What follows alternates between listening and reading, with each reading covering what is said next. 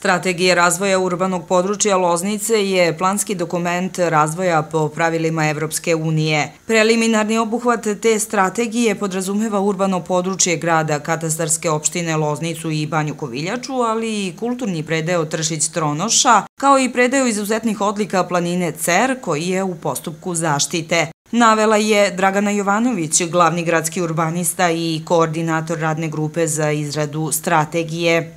Cilj izrade ove strategije jeste definisanje osovine razvoja ovog područja po kome je ova teritorija prepoznatljiva. Neke zone intervencije ili oblasti interesovanja same strategije su, na primer, brownfield lokacije kao što je Viskoza, na primer, industrijske zone, bespravna gradnja, centralna urbana zona, područja sa koncentracijom socijalnih problema, područja sa ugroženom životnom sredinom, kulturna baština. Recimo, to su neke sfere interesovanja ove strategije. I danas će biti organizovani tematski okrugli stolovi, odnosno 1. i 2. marta su predviđeni tematski okrugli stolovi koji će upravo imati ove teme. Na ovim tematskim okruglim stolovima će biti predstavljena analiza postojećeg stanja. Potom, naravno, vodit će se i diskusija i sva zainteresovana lica koji su učesnici na tematskim okruglim stolovima mogu davati svoje predloge i sugestije.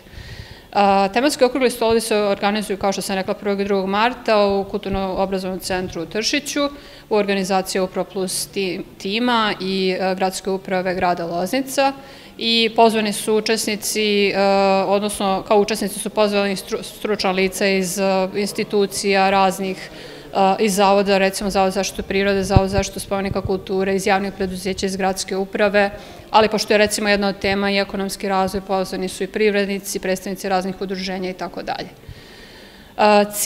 Konačan cilj, da kažem i rezultat ove strategije jeste da se dođe do određenih projektnih ideja i predloga, koji će se upravo baviti, da kažem, ovim oblastima koje sam navela, kao što su brownfield investicije, bespravna izgradnja, kulturna baština i tako dalje.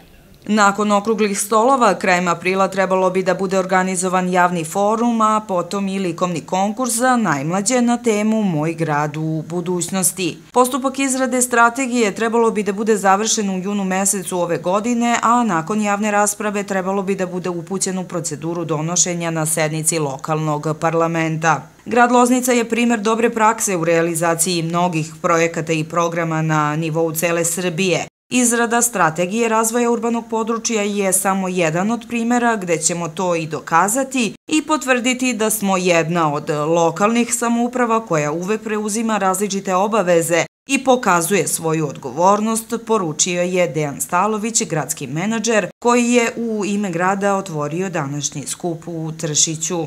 Očekivanja rukovodstva grada i gradonačelnika Loznice Vidoja Petrovića jesu svakako da svi pojedinci, predstavnici institucija, zainteresovani subjekti kroz učešće na okruglim stolovima po tematskim oblastima iznesu svoja mišljenja, svoje predloge, sugestije i da kroz jedan razgovor, kroz jednu diskusiju dođemo do najboljih rešenja od kojih će korist imati naši sugrađani.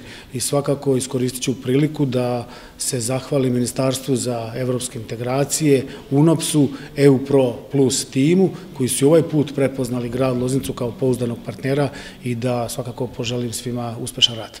Program EU-PRO Plus je trenutno najveći donatorski program u Srbiji vredan 40 miliona evra. Program se sprovodi uz podršku Evropske unije u partnerstvu sa Ministarstvom za evropske integracije, a sprovodi ga Kancelarija Ujedinjenih nacija za projektne usluge.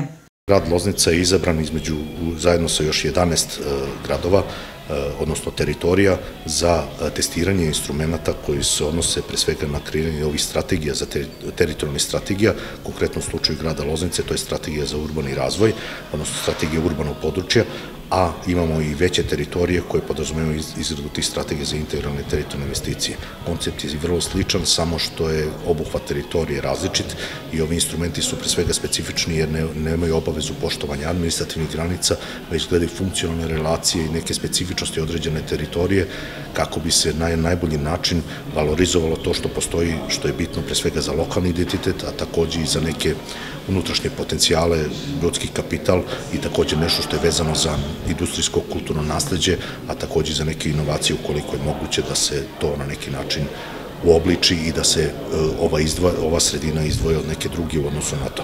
Program traje do juna meseca 2024. godine i osim ciljeva vezanih za unapređenje poslovnog okruženja i socijalne infrastrukture, važan je za proces pridruživanja Srbije Evropskoj uniji.